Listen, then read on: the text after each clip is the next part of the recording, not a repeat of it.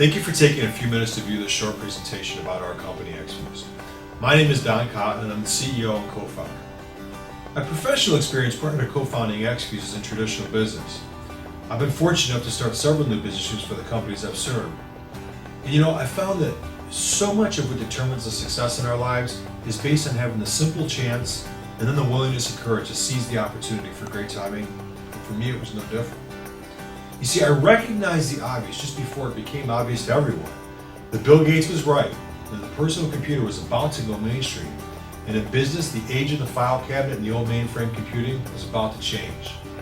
I thought I could do anything if I tried hard enough, and so I naively bought myself a library of programming books and through brute force taught myself how to program computers. But I got started literally at the dawn of the internet age. How was that for timing? It was one of the hardest things I've ever done in my life, but I recognized the value of hard work and perseverance, and I made my hopes and dreams a reality. And after a few years, I was working at Microsoft, and then as a Chief Information Officer for General Motors, and the rest is history. The story of eXfuze really starts about the same time. While I was burning the midnight oil teaching myself to program computers, my brother Rick was serving the church working as a missionary and having his life impacted in Latin America. In that time, he experienced firsthand and personally the extreme poverty that far too many of the children in this country suffered. I'll never forget the day when he told me all those years ago that he believed that one day he would start a billion-dollar company which would give its first fruits back to help these kids who are so sorely in need. And here we are these decades later, and eXfuze is well on its way toward realizing that vision. You see, since the launch of our company almost 7 years ago, we've contributed 1% of every single dollar of every single product sold to the kids who we're making an effort to help. And for those of you who are in business, you know that 1% of gross sales equates to 3 or 4 or even 5% of net profit. We've been giving this money away long before we ever made the first cent of net profit. Because Viva Kids isn't just another marketing vehicle that an MLM started to have a feel-good component to their company. It's real. It's part of the DNA of who we are as a company. It feeds, clothes, and provides medical and education to hundreds of kids each and every single day. And many of our distributors have been down there to participate in that. Guys, timing is a tricky thing. Just like I had really good timing all those years ago when I got into the computer field just before the dawn of a revolution in computing, I believe your opportunity for timing could be right now.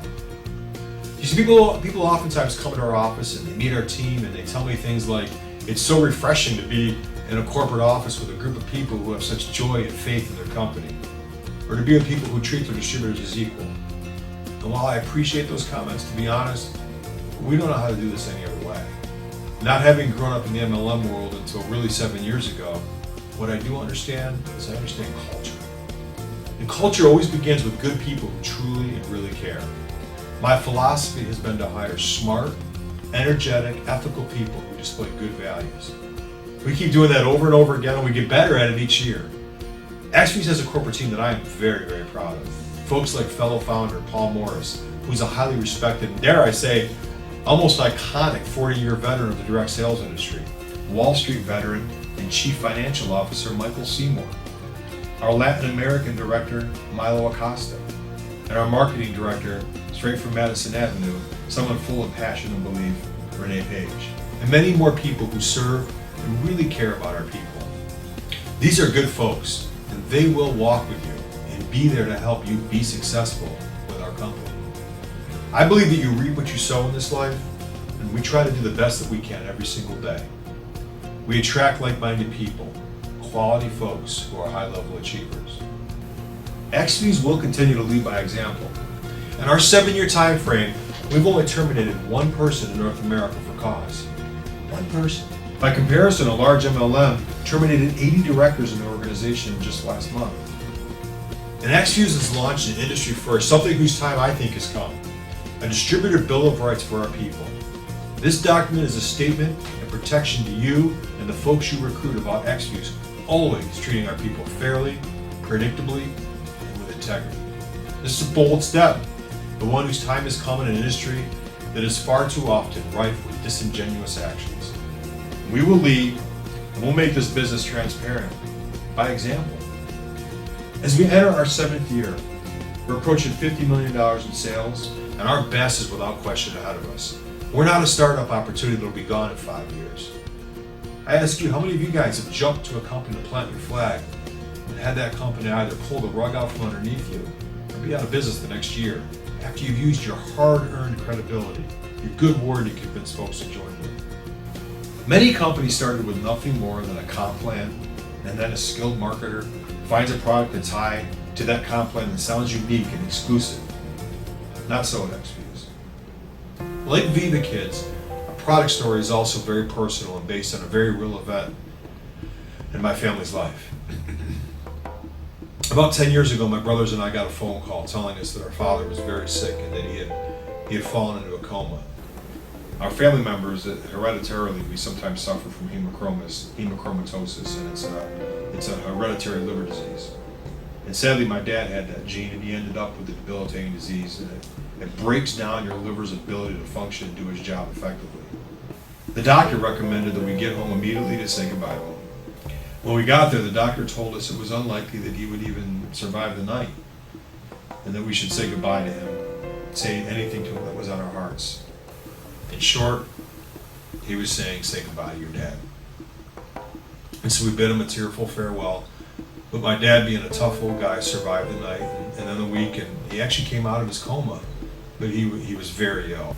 And I'll never forget the phone call when Rick told me he'd heard of this practitioner who was having tremendous results with terminal patients using all sorts of alternative treatments. And I have to understand that back then, while I was competitively racing mountain bikes and was a healthy person, and I knew fish oil omegas and multivitamins and stuff like that were good for me, I was pretty ignorant of what science then called alternative or Eastern medicine. I suppose it's still called that, but even modern medicine is starting to recognize the value in some of these more Eastern traditional treatments. My brother told me that the primary form of treatment would be through this varied diet of strange berries and botanicals, and it would even include things like algae and mushrooms. He was calling me as well to see if I'd pitch in because it was expected to cost about $1,500 a month. It wasn't cheap, but it was our dad, and I was blessed at the time to have the income necessary to help make this happen for him. It was about 90 days. The transformation of my father was incredible. He started calling me about that time. He'd actually get really nervous. It was funny watching my father. He'd get really nervous if his noni or his brown seaweed extract would run out. It was funny hearing him talk like that, but it was also incredible hearing him sound like himself again. Because you see, when he went to the doctors, they were amazed how quickly his liver had begun regenerating itself. And I would say my dad got back to probably like 95% of what he was before his liver started failing him. And it really seemed to be entirely based on the consumption of these crazy, wonderful extracts and juices. I'll never forget asking the practitioner why this was the group of things, this myriad of things that he gave him, were what he chose. At the time, I had no knowledge of phytonutrients, or as he called them back then to me, he called them micronutrients. He explained to me that the micronutrient field was just starting to be understood by traditional or Western science, but it was something that the Eastern and tribal and many indigenous cultures had inherently known for generations. In fact, many of these superfoods held a special place in the cultures of these indigenous people for the incredible efficacy and health benefits they gave to their tribal families. As an example, I'm sure many of you guys are probably familiar with resveratrol. It's a micronutrient, as they're now called, or a phytochemical, a nutrient that's found oftentimes in red wine, which has gotten a ton of mainstream attention in recent years. In fact, suddenly all the red wine lovers are happy. But there's literally thousands more of these compounds that are found in food products, and the exotic botanicals and things that my father had gotten all those years ago. My dad's practitioner told me way back then that you just never know which nutrient your body is really needing, what it's really craving. And so with my dad, he put him on many of these extracts and juices, literally to give him thousands of those phytonutrients. And his transformation was incredible. And for me, it opened a whole new world of possibilities. That experience allowed my children to know and have meaningful memories for their grandfather, and for that I'm really grateful. Now, I tend to be a person who, when confronted with something that I find exciting, I learn as much as quickly as I can. It was how I taught myself to program computers those 20 years ago. And these exotic foods, these things like noni and acai and brown seaweed, could capture my imagination because of what my dad had experienced. And I learned all I could about them over the next several months. And when Rick approached me about the two of us starting a company, about realizing that dream that he had all those years ago, we knew that the timing was right and that we had something special, something the world needed to hear about.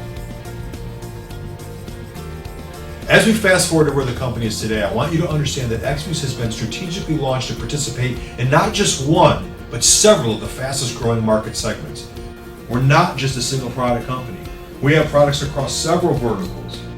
We are well positioned as a global health and wellness company.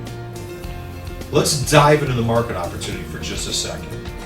We know that weight loss is a huge market. It's projected to reach $134 billion by 2014. It's a massive market. Energy and activity, this is projected to reach $92 billion by the end of 2013.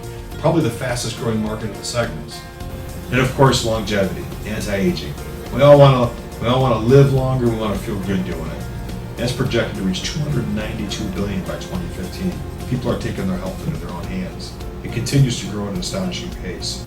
So whether you're passionate about any one of these segments or all three, there's a great opportunity here for everybody. From the earliest days at eXfuze, we wanted to manage our growth and expand smart and effectively. We knew that 6+ years ago, the Asian markets would be much more amenable to our products. The adoption rate for natural products, or alternative, as they're mostly known back then, was much higher in Southeast Asia, and we firmly established our presence there. You see, when eXfuze launches a country, we don't consider them not for resale and opening. Many of you know and have seen them. The companies with just-in-time shipping, flying under the radar type of processes, kind of hoping they don't get caught, yet claiming the country's open. That's not the way we do it here. Well, every country we're open in, we have established offices, logistics. We have them in Japan, Malaysia, Taiwan, Hong Kong, Australia, New Zealand, and Thailand. Each country has employees, country managers, presentation rooms, and all of the things you'd hope for and likely expect from a direct sales company doing business in another country. I believe this about timing. The timing is the ability to see the obvious before it happens. Imagine if you had been there in 1958 when Rich DeVos and Jay Van Andel had recruited their first distributors into Amway. Seems obvious now with how big they've become or how many millionaires they've created. Or what if you had been the person who applied for literally any position at Microsoft in 1978? We now know that even the secretary is worth millions of dollars who was part of Microsoft those first half dozen years. There are no guarantees, but success leaves clues, just as it did with these two companies all those years ago. At eXfuze, the heart of our origins with Viva Kids is part of who we are. And our product mission is strong and it is unwavering. Our commitment to the field is the strongest of any company, as evidenced by our strong position with the introduction of the first distributor bill of rights. With a compensation plan that is aggressive in its ways to earn, and in fact, committed guaranteed ways to earn, it's second to none. eXfuze is seeing some of the fastest growth we've ever seen. Granted, it's early in our reverse launch strategy, but leaders have responded. They perhaps see the obvious before it becomes the obvious.